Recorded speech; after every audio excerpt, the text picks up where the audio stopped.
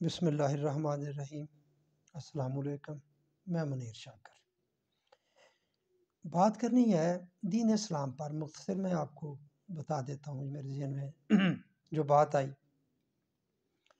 ہم کہتے ہیں کہ ہمارا جو دین اسلام ہے یہ دین ہے، مذہب نہیں ہے، یہ کوئی پوجا پاٹ کا نظام نہیں ہے، یہ ضابطہ حیات ہے۔ ضابطہ حیات کہ زندگی کس طرح گزارنی ہے ہم نے، ہر قدم پر یہ دین رہنمائی کرتا ہے۔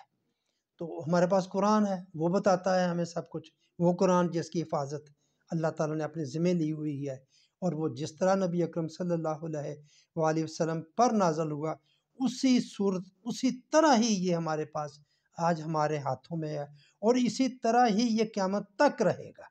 یہ بات ہمارا ایمان ہے۔ تو ایسا ہے کہ یہ زندگی کے ہر معاملے پر ہماری رہنمائی کرتا ہے۔ دین ایک مکمل ضابطہ حیات ہے۔ کیا کرتا ہے؟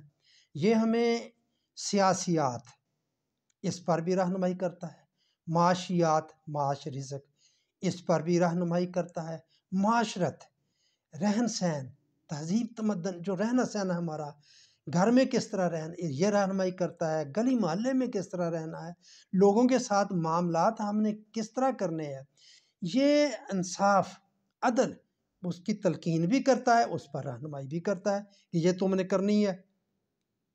تو یہ ہے دین اسلام، یعنی کہ مکمل ضابطہ حیات، پوری زندگی کو اس نے گھیرا ہوا ہے۔ جیسے کہتے ہیں زندگی کو محیط ہے، زندگی کے چاروں طرف یہ ہے، زندگی اس کے گھیرے میں ہے، زندگی کو اس نے گھیرا ہوا ہے۔ یہ ہے ہمارا دین اسلام۔ ہم نے کیا بنا دیا ہے؟ اب یہ بات ذرا غور کرنے والی ہے۔ یہ بات میں آپ کے سامنے رکھنا چاہتا ہوں، صرف ضرور غور کرنا میرے بھائیوں، تعصب سے بالاتر ہو کر غور کرنا ہے۔ دین کو ہم نے عملیات اور دعاؤں کا مجموعہ بنا دیا ہے۔ عملیات کیا؟ کہ یہ پڑھو آپ کی یہ مشکل حل ہوگی، یہ آیت دہراؤ اس کی آپ کی یہ مشکل مسئلہ حل ہو گیا آپ اس میں اعظم ڈھونڈیں، اللہ کے اسماء لیں، ان کو فلاں آپ ان کو اتنی بار پڑھیں تو آپ کا فلاں مسئلہ ہو جائے گا، منگنی ہو جائے گی، بچے کا رشتہ اچھی جگہ سے آ جائے گا، کاروبار چل پڑے گا، اور آپ کا فلاں کام جو کتنے مقام ہیں وہ گنوانا نہیں چاہتا، مثالیں دے رہا ہوں آپ کو۔ تو ہمارے جتنے بھی مسائل ہیں سارے کے سارے وہ کس طرح حل ہوتے ہیں؟ عملیات سے۔ یہ جی دین ہمارا اس طرح ہماری رہنمائی کر رہا ہے۔ ان کو پڑھتے جائیں، فلاں صورت پڑھیں، آپ کی یہ تمام دن کی حاجتیں آپ کی پوری ہو گئیں، اور آپ کے رزق میں اضافہ۔ آپ جتنی بھی عملیات پڑھیں گے نا، آپ کو ایک چیز ضرور اس میں کامن ملے گی، اس کا ایک فائدہ یہ ضرور ہوگا کہ آپ کے رزق میں اضافہ ہوگا، بس۔ اور بھی بہت سارے وہ جو اصل پرٹیکولر جس کام کے لیے وہ کہا جاتا ہے وہ تو ہوگا ہی، مگر آپ کے رزق میں بھی اضافہ ہوگا۔ آپ ذرا غور کرنا کہ کیا یہ ایسا نہیں ہو رہا ہمارا؟ آگے دعائیں ہیں، قدم قدم پر دعائیں ہیں۔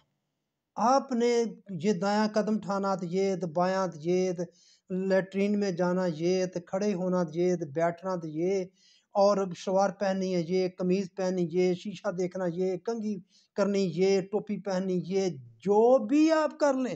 یہ میرے پاس میرے گھر میں ہی ہے، میری وائف پڑھتی ہے ماشاءاللہ۔ تو یہ دعاؤں کا اس میں ذکر ہے، جب کسی مسلمان کو نیا کپڑا پہنے دیکھے یہ دعا پڑھ لو۔ شب زفاف کی دعا، دلہا کو یوں مبارکباد دی جائے، جب بیوی سے ہم بستری کا ارادہ کرے، دیکھیں جی، جب آئینہ میں اپنا چہرہ، جب کسی مسلمان کو ہنستا دیکھے، جب دشمن کا خوف ہو، مجلس سے اٹھنے سے پہلے، بعد میں، شب قدر، جب کوئی چیز گم ہو جائے، جب نیا پھل پاس ہے، جب قربانی کا ارادہ کرے، جب کسی مصیبت میں دیکھ، جب آندھی آ جائے، ادائے قرض۔ میرے بھائیو یہ تو لمبی فہرست ہے، لمبی فہرست ہے میرے بھائیو۔ یہ جی ہم نے دین اسلام یہ بنا دیا ہے کہ عملیات کرنی ہے آپ نے، اور آپ نے یہ دعائیں یاد کرنی ہے۔ یہ جو ہمارے بھائی ہیں کثرت سے ہیں، حج کے بعد ان کا سب سے بڑا اجتماع ہوتا ہے رائے ونڈ میں، رو رو کر دعائیں ہوتی ہیں بڑی، وہ جی دین سکھاتے ہیں، آئیں جی ہم آپ کو دین سکھائیں۔ نبی انبیاء کرام کا طریقہ ہے، انبیاء کرام نے دین، محنت کرنی پڑتی ہے، محنت کرے۔ وہاں کیا سکھایا جاتا ہے؟ یہ دو چیزیں سکھائی جاتی ہیں، سب کچھ اللہ کرتا ہے، عقیدہ جبریہ آپ کو سکھایا جاتا ہے کہ عقیدہ جبریہ، کہ سب کچھ ہی اللہ کرتے، اس کا زور، اس کی تسبیح، اس کا سب کچھ۔ اور دوسرا آپ کو دعائیں سکھائی جاتی ہیں کہ آپ نے یہ دعا کرنی ہے، یہ دعا کرنی ہے، یہ دعا پڑھنی، لو جی یہ ہے ہمارا دین۔ تو میرے بھائیو، میں آپ کو پہلے بتا چکا ہوں کہ دعا کیا ہے۔